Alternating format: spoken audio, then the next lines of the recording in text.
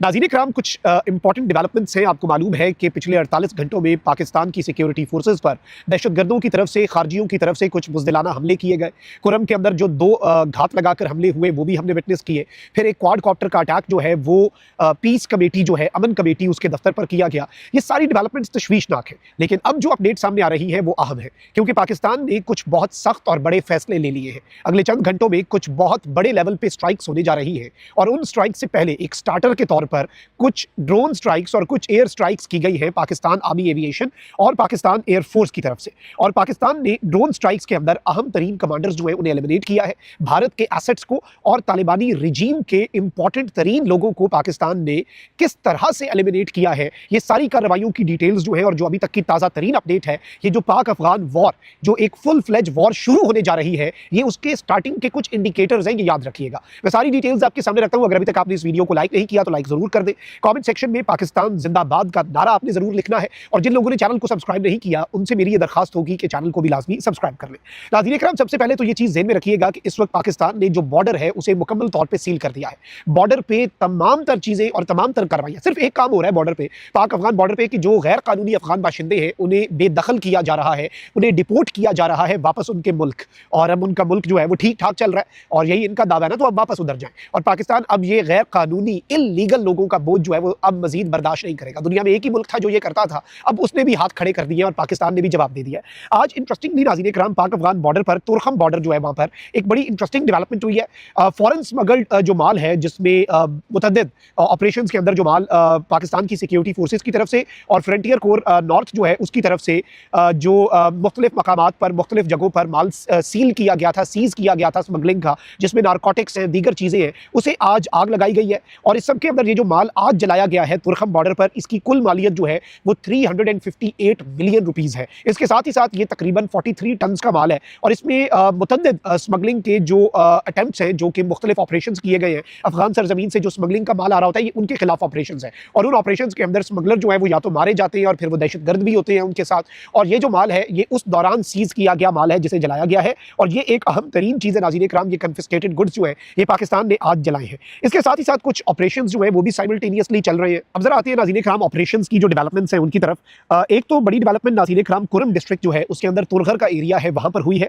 और डेवलपमेंट ये है कि 2 खारजी मिलिटेंट्स जो है, 2 खारजी जो दहशतगर्द हैं, वो जो कि लिंक्ड थे कमांडर दरवेश ग्रुप, ये टीटीपी का एक बड़ा इंपॉर्टेंट ग्रुप है, और ये कमांडर दरवेश ग्रुप के साथ इनका ताल्लुक था। इन 2 खारजियों को एलिमिनेट किया गया है, और ये आर्टिलरी फायर जो है तुरघर एरिया जो है कुरम डिस्ट्रिक्ट का, वहां पर हुआ और उसका ये निशाना बने। फिर इसके साथ ही साथ एक और बड़ी डेवलपमेंट ये है कि शकरवाड़ा का एरिया है मामन डिस्ट्रिक्ट के अंदर, मामन बाजौर डिस्ट्रिक्ट के अंदर, और वहां पर भी जो खारजी दहशतगर्द और सिक्योरिटी फोर्सेज हैं उनके दरमियान इस वक्त एक फायरिंग का तबादला जारी है, और यहाँ पर भी एक ऑपरेशन हो रहा है। मजीद अपडेट्स आती है तो वो भी हम आपके सामने रखेंगे, लेकिन ये साथ साथ चीज़ें जो है इस वक्त इस पूरी दहशतगर्दी की कार्रवाइयों के अंदर तेज़ी और दहशतगर्दों के खिलाफ पाकिस्तान की कार्रवाइयों में तेज़ी, इन सारी चीज़ों को अगर हम इक्वेशन में डालें तो बहुत कुछ जो है वो हमारे सामने क्लियर हो जाता है। ये चीज़ तो हमें समझ आ चुकी है। अब इस सब में जो इंपॉर्टेंट चीज़ हुई है, जो दहशतगर्दों से बदला लिया गया है गुज़श्ता 48 घंटों के अंदर इनकी मुख्तलिफ ऑपरेशन और मुख्तलिफ कार्रवाइयों का, वो मैं आपको बता देता हूँ। नाज़रीन इकराम, हमारी इतलात के मुताबिक एटलीस्ट 2 प्रिसीजन स्ट्राइक्स जो है, एयर स्ट्राइक्स, जो कि इंतहाई प्रिसाइज इंटेलिजेंस की मालूमात पे की गई ये स्ट्राइक्स है,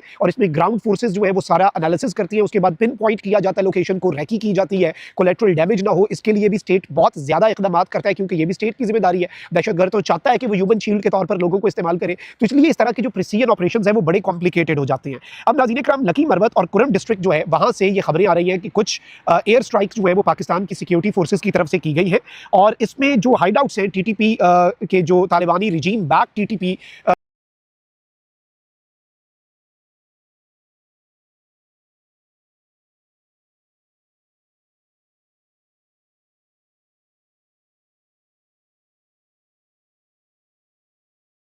के मुख्तलिफ ग्रुप्स हैं, उनके लोगों को निशाना बनाया गया है।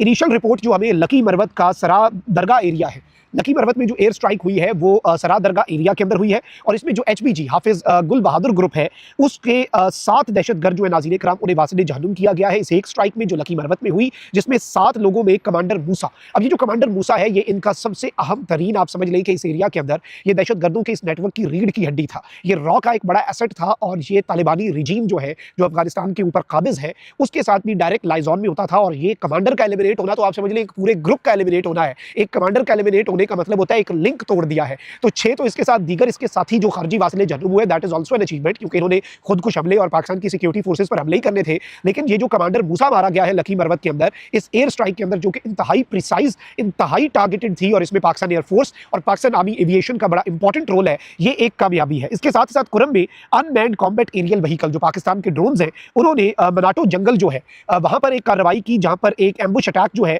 इन द पास्ट इवनिंग एक एम्बुश जो लगाया गया। अच्छा, कुरम के अंदर ना 2 कार्रवाइयां हुई कल का दिन कुरम में बड़ा तशवीशनाक था। अब कुरम के अंदर आजीने खान इन्होंने बेसिकली घात लगाई, और इन्होंने एक घात लगाकर पाकिस्तान की सिक्योरिटी फोर्सेस पर बुज़दिलाना हमला किया।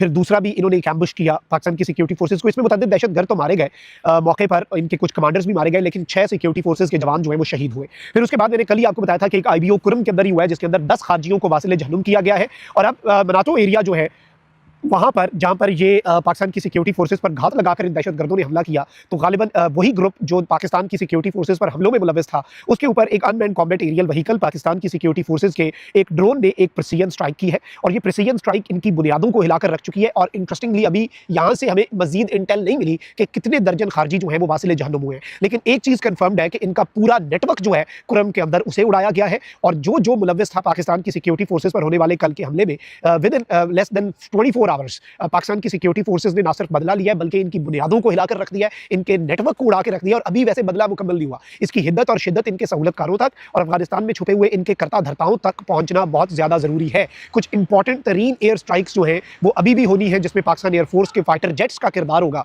और ये असल डिसाइसिव चीजें होंगी, जिसके बाद ग्राउंड एक्शन शुरू होगा, टैंक उतरेंगे, आर्टिलरी, फौजी जवान, SSG कमांडोज का ऑपरेशन होगा। फिर असल में जो गेम चेंजर अपडेट्स हैं वो सामने आएंगी। लेकिन अभी भी जो एक बेस बनाई जा रही है वो इंपॉर्टेंट है, क्योंकि आपने अपने मुल्क के अंदर से भी इन दहशतगर्दों के हाइडआउट्स का खात्मा करना है। तो पाकिस्तान ने अब वो करने का जो आगाज है वो कर दिया है। और अब अफगानिस्तान के खिलाफ एक बड़ा ऑपरेशन जो कि काउंटर टेररिज्म का एक ऑपरेशन होगा, वो भी अब it is a matter of few days. अपना बहुत ख्याल रखें। अल्लाह निगहबान। पाकिस्तान जिंदाबाद।